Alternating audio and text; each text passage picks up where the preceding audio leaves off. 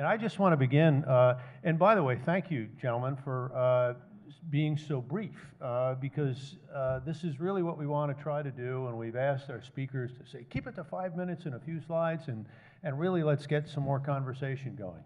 And on the stuff we just heard, we could spend days looking at slides and having long presentations, but I appreciate just giving us teasers. And speak about a teaser, I'm going to start with Mattia. What was that? What? That video. Yeah, I have to tell you that if that's the future, I'm a little scared. Yeah. And I have to admit, I didn't quite get it all of a sudden. So maybe we need to see it again or help us. not. Anybody else a little dazzled by that? Well, I was scared Yeah. too when I saw it the first time. Yeah, it's actually a video of a vision. It's made by an artist, a Japanese artist. His name is Keiichi Matsuda. He lives in London, and he makes these videos that are like the one you've seen that to describe his visions of the future.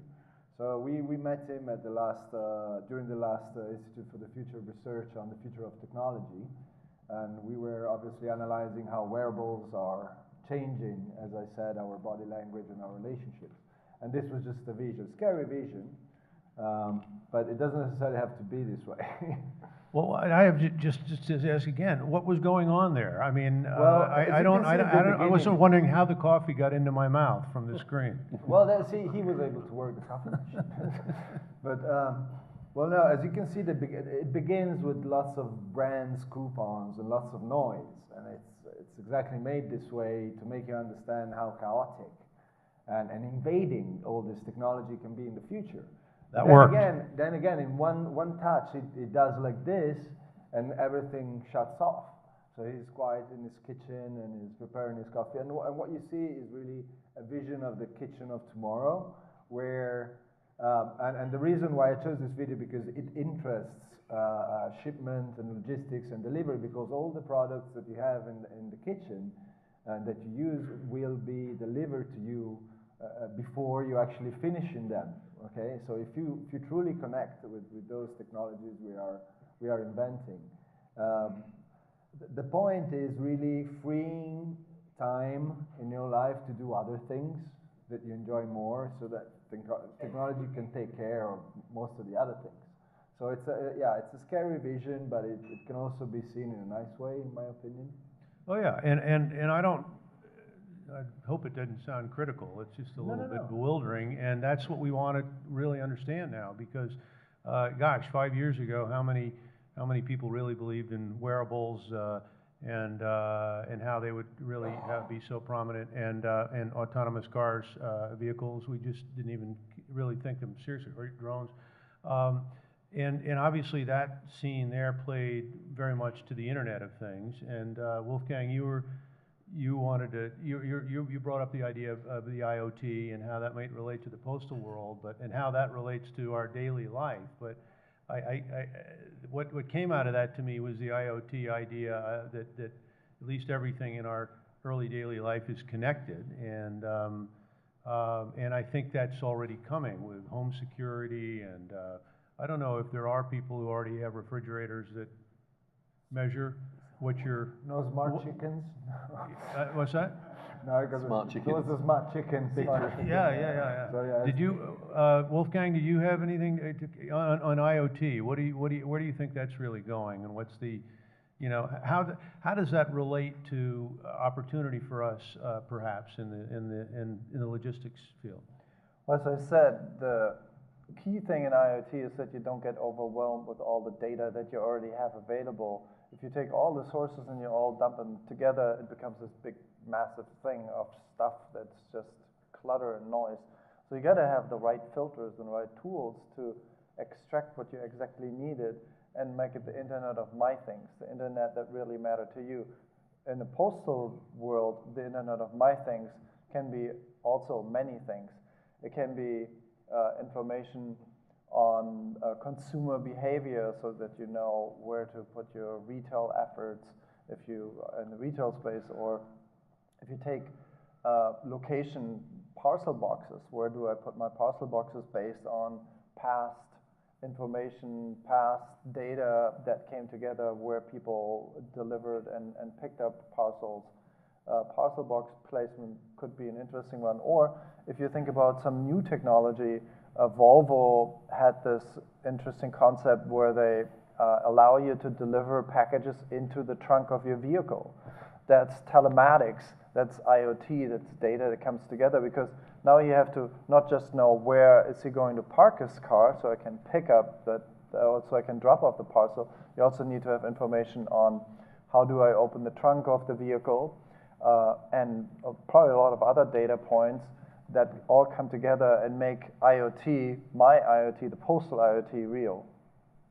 I think we've written something about that, and also, I don't know if who from DHL might be here now, but DHL is working with Audi in that concept. I know we've read about it. And I don't know if it's in pilot or whatnot. Does anybody know about that? Is it actually working yet, or is it still conceptual? Yeah, intriguing. And it also, this also plays, when I think of IoT, relative to all these technologies and applications, obviously plays to, Andrew, your point about partnership, because there's nobody who's really able to do this all on their own. And even Amazon is integrating their full system through partnerships of sort, contracting or putting pieces together. Is that what you're thinking about in partnerships? Yeah, I think there's a couple of parts to it. One is the actual capabilities. There's fundamentally different capabilities needed to get from shipper to consignee. There's some long haul, whether it be an airplane or a truck or something. There's pickup, there's delivery, there's all of this tracking. And I think the Internet of Things, one of the fascinating things in my mind is when sensor technology is able to get low enough cost that a fairly significant number of packages could actually be tracked with their temperature, their location. So as you're actually shipping something around, you don't send a package through Chicago in a snowstorm when it's not going there. You send it to Atlanta instead. Nobody wants to go to Chicago. That's what happens with the internet. If a server goes down, unfortunately that's true. Yeah. When a server goes down on the internet, the whole thing doesn't stop, or it doesn't wait until the server comes up again before the system works. It's sort of self-rerouting. And physical packages are exactly the same. So I think there's partnerships in different capabilities. And then, of course, there's the partnerships that, to a certain degree, happen today. With these huge peaks, Singles Day, Thanksgiving, you're getting 10 times the volumes going through the systems. The Amazons have to work with USPS, with the FedExes, with the UPSs and so forth, to try and get the whole system to eat this elephant in one go. So there's partnerships because of workload, and there's partnerships because of capabilities. And the capabilities ones seem more practical and long-term and sustaining. The volume-based ones, as soon as you can stop doing it, you do. To kind of get out there again, Mattia, your work is primarily in virtual reality, is it now? And how do you see virtual reality having an impact on the future, and particularly if there's some way to relate that to our industry? I'm wondering what your thoughts are on that. Well, yeah, that's a big. Well, virtual reality, as we all know, will have a huge impact in everything we'll be doing in the future. And really, if you think that, okay, virtual reality is really about, because now today we see virtual reality through the Oculus Rift mainly and all the smart devices we see coming on the market. But what virtual reality truly means is adding a third dimension to the internet. And what happens when you add a third dimension to the internet is you can replicate online the same type of customer experience that you have in a store or in a postal office. So right now, for example, if you go on Amazon and you're shopping on Amazon, you may be looking at the same page with another million people, but you don't see them, you cannot interact with them. And you can certainly not go shop on Amazon with your friend next to you. Virtual reality will allow this. Virtual reality will allow new forms of interactions that will make the internet more real, okay? So imagine tomorrow, I mean, I'm sure that there have been great investments in virtualizing the relationship with the customer also in the postal system. But what will happen tomorrow through virtual reality will be you'll be actually able to walk inside a post office, which is entirely virtualized. And this will enable entirely new forms of relationships, but not very new in a way, because they will go back very much to what we experience in a real life store, okay? Fascinating, and it's still sort of hard to imagine. I mean, in those applications here, I certainly understand it in like areas of medicine, perhaps. Where are the fields that virtual reality are taking hold? Simulation, Sim- simulation oh, yeah. and training really is one of the biggest things. I mean, we talked about 3D virtual stores, but what you can do now is you can entirely virtualize processes. I mean, an entire postal warehouse could be virtualized and mirrored online, and it could be connected in real time to what happens in real life. So you could have a picture, a 3D picture, interactive and dynamic picture of your warehouse online, and you could see immediately what's happening, and you could simulate how to optimize flows. And if there is a problem, you go there, you see immediately what it is, and you can act on the spot. I mean, there are already systems doing that, but they're not visual, they're not 3D, and they don't give you the full replica of the real experience. Okay, so this makes a lot of difference. Are there people working on that now in the logistics area? Definitely. Yeah. We are one of, I'm working on this. I have a small startup doing virtual reality, which is Qubit, and we're intensively working on that. We have several verticals where we think virtual reality will come in strongly. Virtual e-commerce is one of those, and training, and also virtual conferencing. So the ability to have an event like this totally virtualized. And the point, I mean, the driver is always the same. I'm not saying it's nicer. I mean, at a certain point it will be nicer, because virtual reality will become, allow me to say, for some things better than reality. I mean, we don't live, I mean, some of us are luckier, some of us are less lucky, but we don't live in a perfect world, as you know. And what we can do with virtual reality is actually make it better. So prepare to a future where we will not live one dimension of our life as we're doing now. I mean, we are used to have a body that lives in the dimension of reality. What will happen tomorrow when we'll be able to truly connect atoms and bits coming together? So no more, the mobile devices that we now see will disappear. We will be totally immersed in technology. We will connect our brain directly. We're already doing experiments like this. Duke University, they've done a robotic arm has been maneuvered by a network of monkey brains connected together. Okay, so we are that far. Okay, we are able to send to at Washington University. There are experiments. We're able to send data from one person's brain to another and decode it. I mean, it's really far out, but these things would dramatically change the relationship we have with the dimension we live in. In the future, we live in a multiple dimensional world. So, Linda, don't. My Sorry, dear wife is here, gotta but be I carried just away want to there, say but- that I couldn't help it. I think it can be better in the future, virtually. I can't. Who else is thinking about Sleeper and the Orgasmatron? I love Matthias. I love your optimism in the sense of Yeah. virtual will Well, be I better, have to because be. every time we look at a computer, we think that could be great, and then the bugs and viruses come along. So I'm just- I'd wonder what the Internet, then virus the for connection the. doesn't I'm work. just and- really worried if somebody connects to my brain, how confused everybody will get.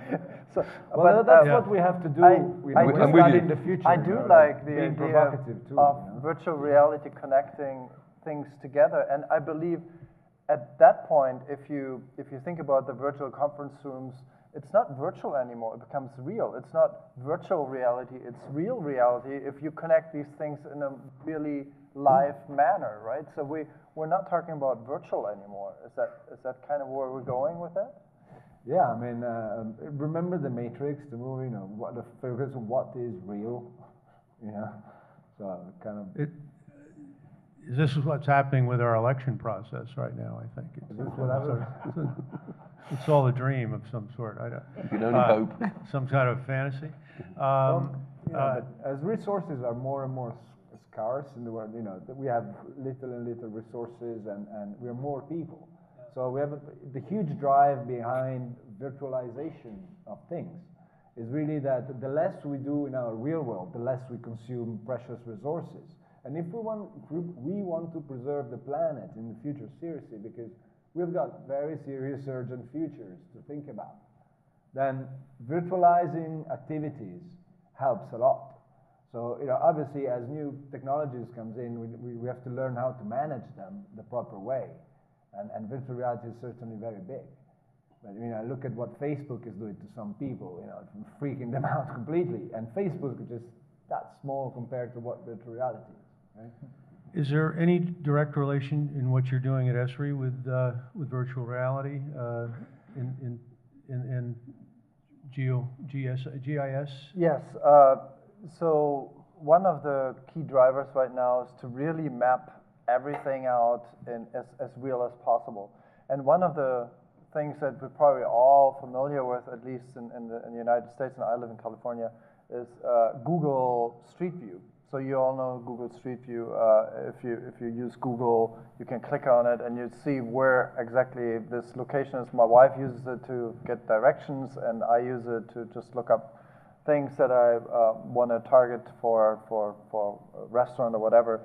And now what's happening is that we're moving that into a virtual reality world. So we have 3D mapping. 3D is by itself, it's a challenge actually. 3D mapping sounds like a cool technology, and it is really process intensive, and it gives you this reality feel.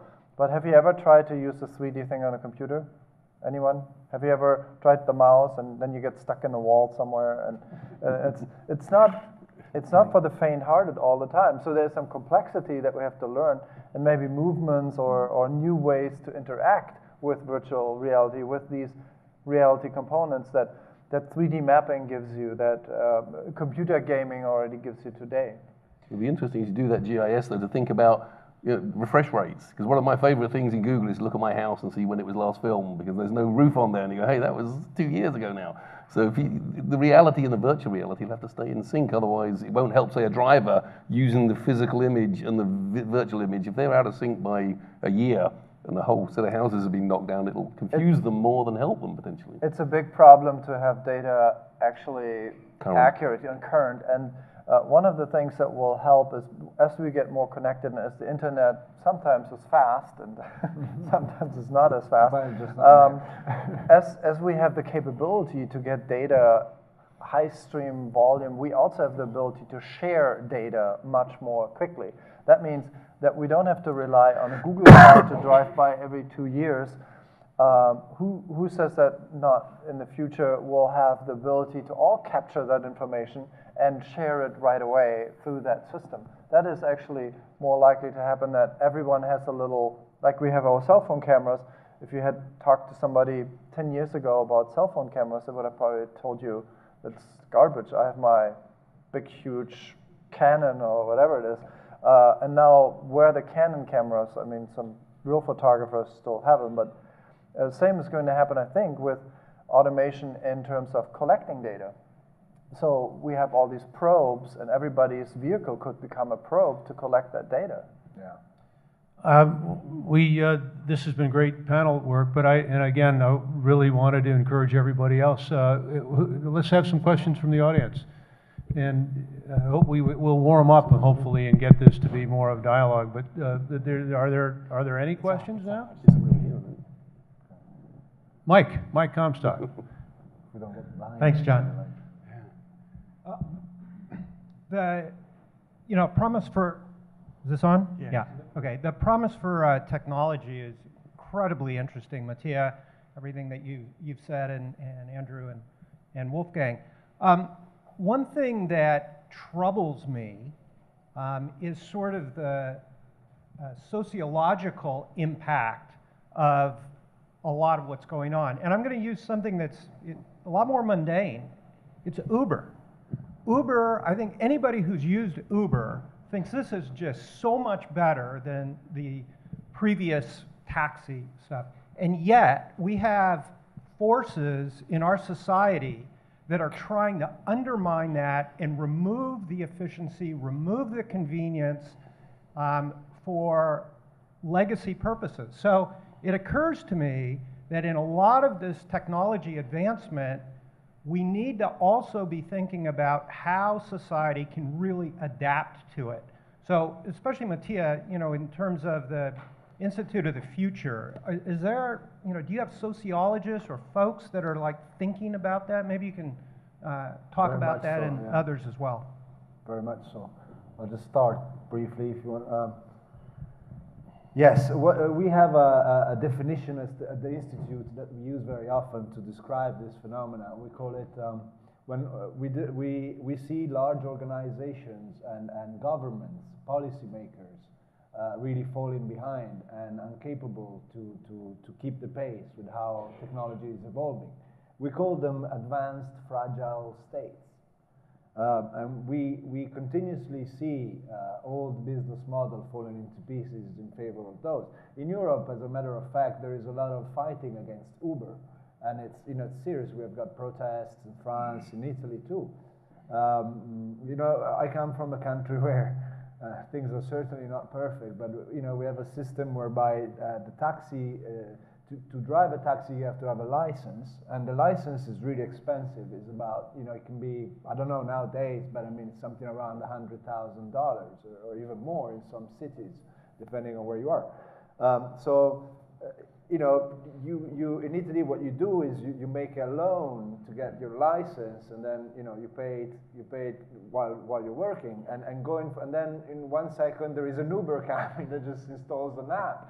And there you go. It's all your life investments is gone, and you have to change completely the paradigms behind, you know, the taxi industry. So yes, there is a research program we have which is called the Future of Governance, which really tackles with these problems, with social impact and the ability of policymakers to make policies for the future. I'll just add one comment to that. I think that the people implications are always critical. And as you're thinking about technology implications, they probably will get there eventually, but whether it's slow and whether it's painful depends on the communication messages. About 5 or 6 years ago now, I was working with one of the manufacturers' automated border control, basically a kiosk that allows you to choose whether you speak to an agent or not when you enter a country, as a national or as certain visitors as well. And the concept of that for the agents was extremely negative at first. Even though they were outrageously busy and there was no budgets to pay for any more, they really didn't like the idea of someone taking their job away. But when it was sort of thought through and said that, you know, the public, the traveling public, 90-something% are genuine visitors with a genuine reason to travel, and a single-digit percentage of the people you need to stop and talk to. Wouldn't it be great if the computer takes away 90% of those, and roughly 50% of the people you speak to are liable to be need questioning? So your job has just been enhanced by the fact that most of the people you speak to are liable to be doing something that you have to interact against, as opposed to sitting having 1,000 people come through and try and crack the one that is. So when you can actually find the message that resonates with the stakeholders, it gets in quicker and less painfully, but it's not always a clear one. Well, I'm actually a pretty optimistic person, but something that worries me is how little we're prepared for the automation that's going to come. Because this example that you brought up about Uber, or the example in automation, you know, think about the horses that we had in the United States, 1 million horses.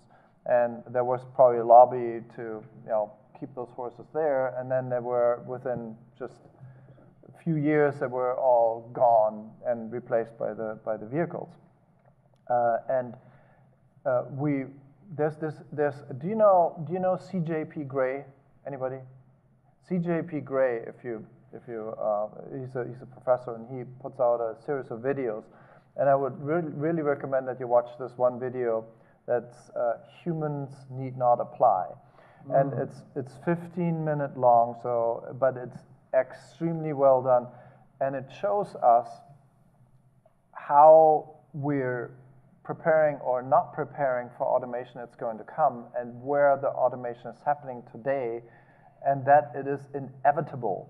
It is inevitable that we're going to have a fully new concept of what are we going to do with our time, because programming, the software programming that my company is doing, that's also partly going away by automated processes that do programming. So even in those areas that we think are high tech and lots of work, they're going to go away. And I'm not saying in the next 5 years, but it's going to happen. It is inevitable. And this whole concept of efficiency, in the end, efficiency will prevail, and Uber type businesses will prevail because these concepts of I have a legitimate thing that I bought or licenses, that doesn't matter because it matters what the community will benefit from. Yeah.